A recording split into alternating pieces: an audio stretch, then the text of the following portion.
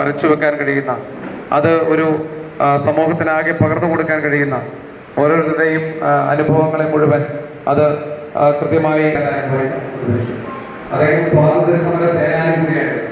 അദ്ദേഹത്തിന്റെ ഒരു ജീവന ചരിത്രത്തെ ചർച്ച ചെയ്യുമ്പോൾ അദ്ദേഹം പിന്നീട് സ്വാതന്ത്ര്യ സമര പോരാട്ടത്തിൽ പങ്കെടുത്തിരുന്ന ഒരാളുണ്ട്. അത് അതിനുശേഷം അദ്ദേഹം വലിയ സാഹിത്യകാരനായി മാറുകയും ആ നിലയിൽ ശ്രദ്ധേയമായിട്ടുള്ള കഥയും ചെറുകഥയും നോവലും വൈക്കം മുഹമ്മദ് ബഷീറിന്റെ വലിയ ഓർമ്മകളാണ് നമുക്കുള്ളത്. അതുപോലെ വൈക്കം മുഹമ്മദ് ബഷീറിന്റെ കഥകൾ വായിക്കുന്ന കാര്യം ഇപ്പൊ ഈ പുതിയ തലമുറകൾ ഇപ്പൊ 10-20-30 വയസ്സ് സ്വാഗതം ചെയ്യുകയാണ്. എഴുത്തുകാരിയും സിനിമാതാരവും കൂടിയായിട്ടുള്ള ചടങ്ങിലെ മുഖ്യ അതിഥി സ്നേഹപൂർവ്വം ചടങ്ങിലേക്ക് സ്വാഗതം. അപ്പൊ അത്രയും വായനക്കാരുടെ ഉണ്ടായിട്ടുള്ള ഒരു വലിയ അത്രയേറെ നമ്മളെയൊക്കെ സ്വാധീനിച്ചിട്ടുള്ള വൈക്കം മുഹമ്മദ് ബഷീർ സാറിന്റെ ഓർമ്മകളാണ് ഞാൻ അനുസ്മരിക്കുന്നത്.